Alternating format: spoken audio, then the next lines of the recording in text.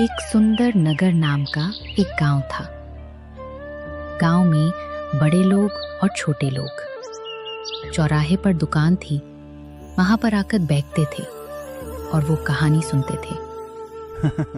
अरे सोमा काका, आज कुछ अच्छी कहानी सुनाओ जो हमको पसंद आए और कहानी से कुछ सीख मिले और सबको मजा आ जाए।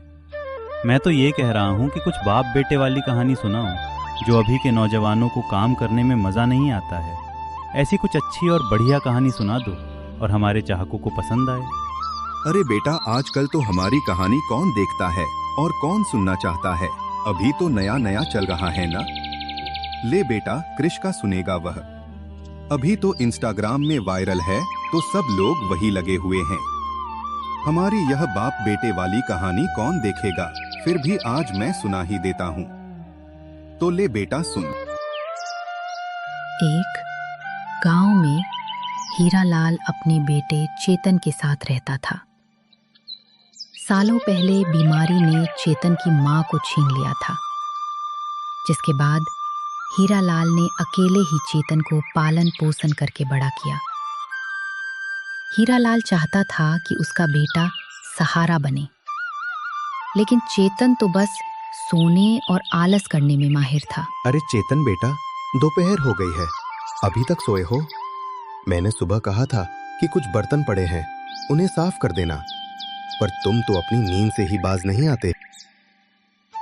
ओहो बाबा, आप भी ना। मुझे लगा अभी तो सुबह ही हुई है। आप चिंता क्यों करते हैं? मैं अभी कर दूंगा।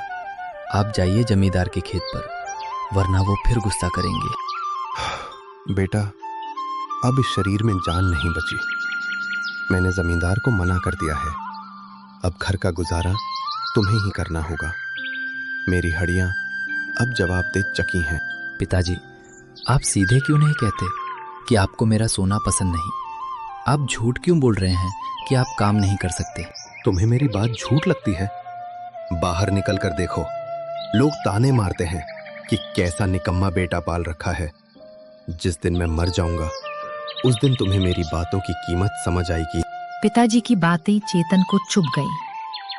वो गुस्से में घर से निकलकर जंगल के एक पेड़ के नीचे जाकर बैठ गया। ये गांव वाले भी ना पिताजी को भड़का देते हैं। अगर मैं थोड़ा आराम कर लूं तो क्या पहाड़ टूट जाएगा?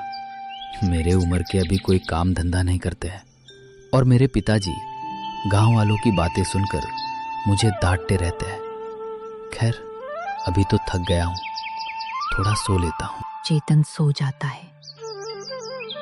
तभी वहां से एक पंडित बाबा गुजरते हैं और उसे जगाते हुए बोलते हैं, उठो मूर्ख, इतने हट्टे कट्टे होकर भी आलसियों की तरह दिन भर सो रहे हो।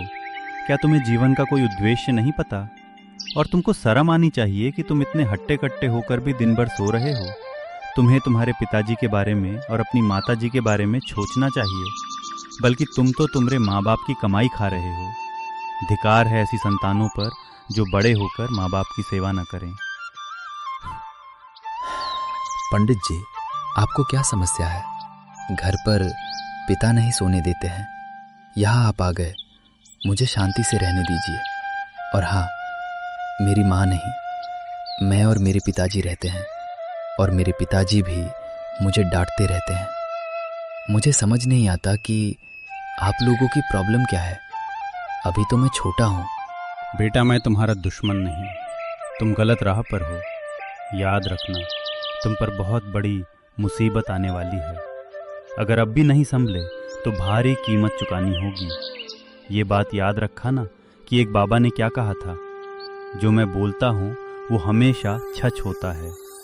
मेरी बात मान लो, नहीं तो पछतावा होगा कि मैंने बाबा की बात को अनसुना कर दिया। जाइए बाबा, मुझे मत डराइए, मैं देख लूँगा।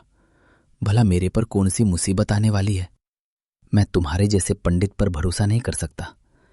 किसी और को ऐसी कहानी बतना, मैं आपकी बात का विश्वास नहीं करूंगा। अभी आप यहां जाएगा, मुझे सोने दो, मैं बहुत थक गया हूं। चेतन ने पंडित की चेतवनी को अनसुना कर दिया, लेकिन समय अपनी चाल चल रहा था। कुछ ही दिनों में हीरालाल की हालत इतनी बिगड़ गई कि वो बिस्तर से उठ भी नहीं पा रहा था। घर में न अनाज बचा न पैसा। चेतन बेटा, शायद अब मेरा वक्त आ गया है। अपना ख्याल रखना। याद रखना, काम कोई छोटा बड़ा नहीं होता। इंसान की सोच छोटी बड़ी होती है। नहीं पिताजी, मैं आपको कुछ नहीं होने दूंगा। मैं आपको अभी डॉक्टर के पास ले चलता हूं। पिताजी, मुझे आज पता चल रहा है कि मैंने आपकी बात सुन ली होती तो आज मेरे पास आपके इलाज के लिए पैसा होता। मुझे आज चेतन टूट चुका था। उसने जमींदार से मदद मांगी, पर जमींदार ने उसे ये कहकर भगा दिया कि बूढ़े घोड़े पर मैं पैसा नहीं लगाता। कुछ ही दिनों में हीरालाल की हालत इतनी बिगड़ गई कि वो बिस्तर से उठ भी नहीं पा रहा था। घर में न अनाज बचा न पैसा। चेतन बेटा, शायद अब मेरा वक्त आ गया है। अपना ख्याल रखना।